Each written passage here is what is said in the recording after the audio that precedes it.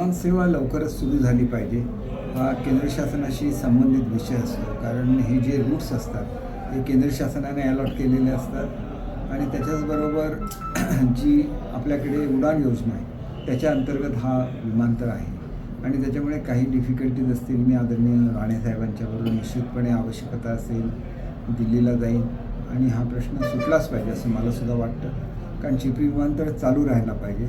पण चालू राहत असतानाच इतर फ्लाईट सुरू होतात आणि ज्या फ्लाईटची अपेक्षा सिंधुदुर्गवासियांना असते, कारण सिंधुदुर्गची जेवढी लोकसंख्या आहे त्याच्या 50% लोक हे सिंधुदुर्गमधले मुंबईत राहतात आणि त्याच्यामुळे त्यांच्यासाठी ही सेवा असते, ही चालू राहिली पाहिजे आणि त्याच्याचबरोबर पर्यटनाशी संबंधित ही बाब असल्यामुळे ते चालू राहिलं पाहिजे असं मला वाटतं. वर्ष ते 1.5 वर्षामध्ये ही शिवसृष्टी उभी राहिली पाहिजे अशी अपेक्षा. ही आरमारी सृष्टी आहे आणि शिवसृष्टी आहे ही मालवणला जिथं छत्रपती शिवाजी महाराजांचा पुतळा आहे त्याच्या शेजारी उभं करण्याचा आमचा हेतू आहे. लवकरच आम्ही बजेटमध्ये त्यासाठी प्रोव्हिजन करू. नाही, त्यावेळेला मी मीटिंग घेऊन जी त्यांच्याकडून एन्व्हायरमेंट डिपार्टमेंटने ज्यांना त्या पूर्तता सांगितल्या होत्या त्या पूर्तता पूर्ण करून ती सुरू करायला सांगितलेली होती. ते जर त्यांनी पूर्तता केलेल्या नसतील तर स्वाभाविकपणे लोकांचा विरोध होऊ शकतो, परंतु डिपार्टमेंटने पुन्हा एकदा खात्री करून घ्यावी आणि जेणेकरून लोकांना वास येऊ नये, सांडपाणी हे लोकांच्या जागेमध्ये जाऊ नये, विहिरी प्रदूषित होऊ नये ही माझी भूमिका आहे. पण त्याच्याचबरोबर लोकांचा रोजगार आहे तो सुद्धा सुरू राहायला पाहिजे. आपल्याकडचा जो बेस्ट फिश असतो तो फिशरमनना विकायचा असतो, तीसुद्धा विक्री होत राहिली पाहिजे.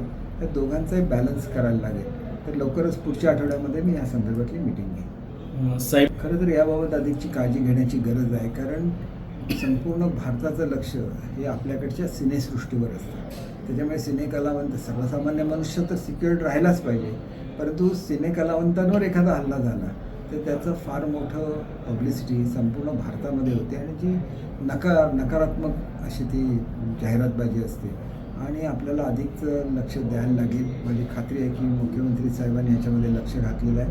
त्याच्यामुळे यापुढे हे प्रकार घडणार नाही याची आपण वीज मंत्र्यांकडे हा प्रश्न आपल्या वनमंत्र्यांकडे हा प्रश्न मांडलेला आहे आणि त्याच्यामुळे लवकरच याच्यावर सुद्धा निर्णय होईल असं त्यांनी मला खात्री दिलेली आहे. नुकताच मी काताच्या संदर्भातली मीटिंग घेण्याची विनंती केली होती, ती झालेली आहे आणि पुढच्या आठवड्यात आम्ही हत्तीच्या संदर्भातली मीटिंग घेऊन त्याच्यावर आवश्यक ती कारवाई करू. संपूर्ण महाराष्ट्राचे होते, त्याच्यामुळे त्यांचं जे स्मारक असेल त्याच्यामध्ये सर्व लोकांचा समावेश असावा असं माझं स्वतः मत आहे.